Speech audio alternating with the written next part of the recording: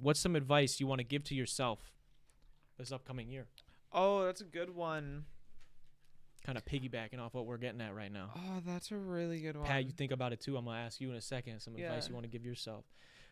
I think. Oh gosh. Okay, you know what? Something that it's really obvious to me. What? Do it. Okay, you explain this first, but then when you give the advice, we're gonna help formulate it into like you can say it like in like a motivate. You know, in podcast, like you see the little clip of like them like doing this motivational speech, and there's like the hard music and the like saturated colors or whatever. Okay, so you're gonna make me into a clip. Because then I can send it to you and be like, you know, okay, listen to what this listen to what this chick said about what you need to fucking do next year. Okay, so I think oftentimes I get caught up in focusing on the future, and my body and my brain are often separated in two different time periods, and it's either the past, the present, or the future, and they're separated somehow among those. And a lot of the time I will want to do something productive in the moment, but then I'll start thinking about the future and think, okay, so if you do something productive now and you know like you have this productive thing scheduled, say it's like work, right? Say I have work scheduled at, or like an experiment scheduled at 9 a.m., right? And I wake up early in the morning, I'm editing a ton of YouTube videos, and I'm like, all right, so if you edit for this amount of time, then you're going to have to go straight from editing into work, and then you're going to miss lunch. That instead of even focusing on what you're doing right now. Right. Well, you're thinking about all that, and then also you're like, okay, but then when will I get a break? And then like, for example, say I've had like a lot of MRI appointments recently for my hips and whatnot. So I'm like, okay, but then I also have to like get to my MRI by 3 p.m. Yeah. And then I'm going to finish up there at 5 and then drive home in rush hour, and then I'm going to have to come home, and then I'm going to have to cook dinner, and like I can plan my day out all the way until 9 p.m. And then I'm like, okay, honestly, I just want to be bored. Like, cuz being bored is so much less stressful. Yeah. And I'm like, okay, when am I going to be able to schedule in boredom? And it's like I don't even want to be bored. I just don't want to be stressed. But that convinces me to seek boredom to avoid stress, but in doing so I am avoiding doing the thing that I wanted to do, which was editing the videos, because then leads to more stress. Right. Because you didn't do those things you wanted to do. Right. And now you have to And I perceive like the editing of the videos as like a productive task, because it is like it's something that I want to get done. Yeah. But then I like convince myself that I need a break, or like that I need more free time than I actually need, because I'm constantly working toward a goal. And you're like, do you think that's out of like some sort of like maybe you're anxious about the amount of work you have to do, and so that's exactly what it is. Yeah. It's like I think that's what I'm saying. Like my mind always rests in the future. Yeah. And so I'm constantly like, if you take the stress of 5 different tasks and put them into one moment, it's obviously going to be more overwhelming than like the one task that you have to do in each individual moment. Yep. So like I feel like I'm constantly experiencing the stress of 5 different tasks, even though I'm doing one thing at a time, because I'm always thinking of 5 different tasks. Yeah. I'm never just thinking about the one task that I'm doing. Dude, what you are saying, right? You are spitting fire right now, because this is exactly this is like I know that was probably hard for you to get through and like externalize. Towards the end, that was a great explanation. The beginning was hard. But yeah, dude, I have felt that so much. I've had that. It came to a boiling point. Was it last year? I don't know if it was last year or the year before. I can't remember. I did this song with a friend of mine named Jay Rachi, and I was doing a song a week, and I had 10 weeks planned. And I had all the songs, like, for the most part, like, skeletons all done and whatever, and I was, like, doing well with the timeline. And then something had happened where I like, barely finished one in, but, like, got it submitted when I needed to get submitted, so I was kind of behind now.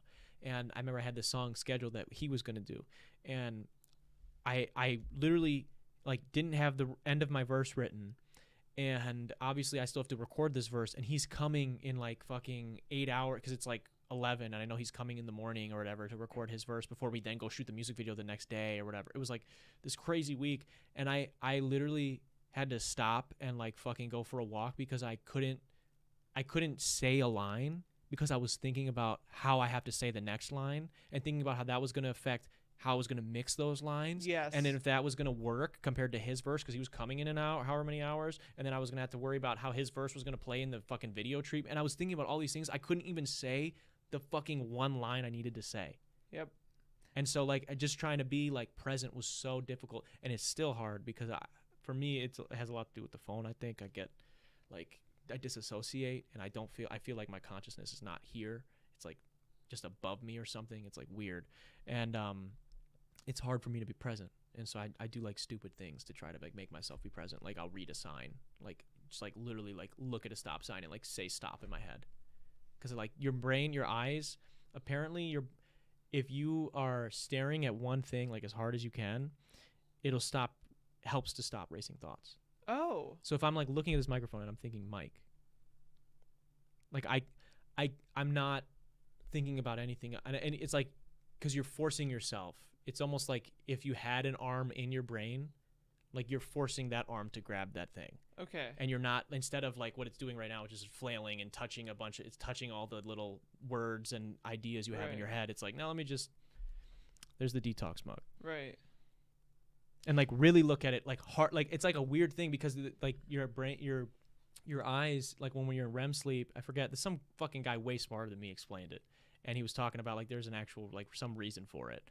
That helps, but I don't know what it is. So don't go to this podcast for that. Right. Go to unless Andrew I get him Huberman's on one day. podcast. But so how do we boil that down to advice? How do we give it like a cool fucking hard piece of advice to give to yourself next year when you're feeling like you're struggling with this? Well, I mean, I think it goes back to the cliche of taking one step at a time, right? Like I said, the stress of 5 individual experiences felt at once is way more overwhelming than 5 individual experiences being felt at individual moments, right? So if you can focus on one stress at a time, the same like net amount of stress is going to be the same, but whether you feel all of that stress in one moment versus over the course of a day is what's going to make or break you and make or break your ability to like accomplish and achieve each individual task. So my advice to myself would be to focus on one productive task at a time and don't plan in breaks. That's another thing. Like sometimes I don't even want to break. I'm a very like but high you planned it in. Right. And I plan it in and then I'm like, well, you could be doing something productive. You don't even want to be taking this break, but then I feel like I have to because that's like part of the plan. It's part of the plan. And so, but if you just stop, and I mean, scheduling is obviously necessary. Yeah. It's important to some extent, but you can plan a general scope of ideas, right? Like you don't have to plan things out by the minute. Sometimes like when I go to bed at night, I will write out my morning by the minute. Like I will say, okay, 6:35, you do this, 6:45, you do that. And I mean, it's helpful to some extent, but the number of times that I follow through with that exact minute by minute plan is few and far between, right? And I'd be better off not spending my night stressing about my morning by the minute and just worry about like getting enough sleep so that because even if I just go to bed and don't plan anything, I could still wake up 1 hour earlier and theoretically fuck around for 1 hour and still accomplish the same amount that I would if I would have just. Well, there's something I'd like to add to that just because I don't know who said this quote, but your brain doesn't know the difference between reality and what your thoughts are, like what you manifest in your head, right? So when you are overthinking or stressing out over a worst case scenario or even all the possible bad case scenarios for whatever is upcoming that has you stressed out, all you're doing is, so let's pretend that you're right, that whatever anxiety or stress that's eating at you is right and the worst thing is going to happen. All you have just done is put yourself through it a second time. Yes, you're going to suffer twice. That's what I always say. Yeah. Anxiety is suffering twice. Yeah. So it's like, and I'll tell you what, I'm really good at doing that, at not doing that with physical stuff. Like when I ran that marathon, like I was like, I know it's going to suck. I'm not thinking about it. I'm just fucking going, you know, like whatever. That's how I am. But, like physical feats, whatever. But when it came to like more personal, like mental and emotional development things, I'm terrible at it. Or like relationships and dealing with tough situations in real life that aren't like, oh, how long can I run? Which like those things are important. That does shit to your mental health as well. Like being able to overcome physical feats, definitely it all plays into each other. Yeah. But for me, it was just a lot more difficult, challenging to do that, and I definitely still struggle with it. Well, I But think it's often even hard to think while you are exercising like that, right? Yeah. Like sometimes your heart rate is so high that your thoughts can't stay focused Yeah. on certain things. I will say running for me is like one of the most meditative things, though. Yeah. Like I think it's just like I hate running, so I love it now. Like I hate like it hurts me.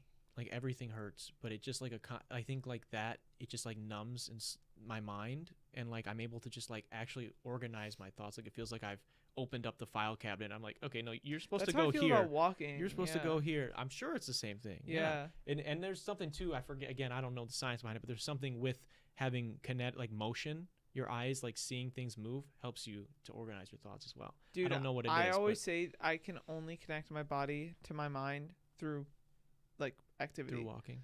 Walking specifically is Yeah. like the best way for me, but activity in general. Shooting hoops helps me sometimes too. Yeah. And I get to Dude, do that. I'll show you. Weightlifting is absolutely transcending. Like like the mind muscle connection where you can physically, like, you can close your eyes and you can imagine like your bicep flexing and then flex it and curl a weight and just feel what you're thinking. You're literally feeling your thoughts when you think about your bicep flexing and you're curling a weight, and you just count. You're only counting reps. Yeah. And so you can't think about anything else. Like, I can't organize my thoughts while I'm weightlifting. I'm sure they're organizing subconsciously. But when I'm weightlifting, I'm just counting. Yeah. 1, 2, 3. And I do that for set after set after set after set. But that's like, and that's the thing is like, I think doing that as much as we can when it comes to, that's why I think it's so important to have some sort of physical activity because of what we were just talking about before, where it's like, it's so hard to take one step at a time. But like physical activity, I think maybe there's less of a barrier to entry to be able to start doing that. Because it's like all you are worried about right now is one rep of this. But so now your brain, it can't think of anything else. It's just doing that. It's the same thing. That's why I love basketball. When I'm hooping, I'm literally just worried about beating the other person. Obviously, there's little things that I'm thinking of subconsciously, quickly on my toes of like, how do I do that? But it's just like, for however many hours I'm playing, it does not matter if me and my friend are fighting, or if me and my mom got in an argument, or if I'm not going to fucking be able to pay rent, whatever the fuck it is. It's like, I'm just worried about that thing. And being able to do that, I think, has a lot of power. But that's good advice for yourself. Yeah. Pat, what's your advice? What's your advice to you? I would definitely just say keep your head up and learn from your failures rather than just failing, you know? Fail with purpose. That's a purpose. great one. Fail Yeah. with purpose. Yeah. Whenever I feel like I've fucked up a day, which happens actually more frequently than you would think, considering I'm like getting my PhD, you'd think I have my shit together. And arguably to the layman, I do. Yeah. But I feel like I fuck up a lot. And my favorite thing to do is get up really early the day after I fuck up and write about all of it. Not like write about what I fucked up, because that's just, negative reinforcement. Yeah. But like write out what my anxieties are, how I can reframe them, what are the things I want to focus on today, why is whatever I fucked up yesterday not important for today, and like journaling.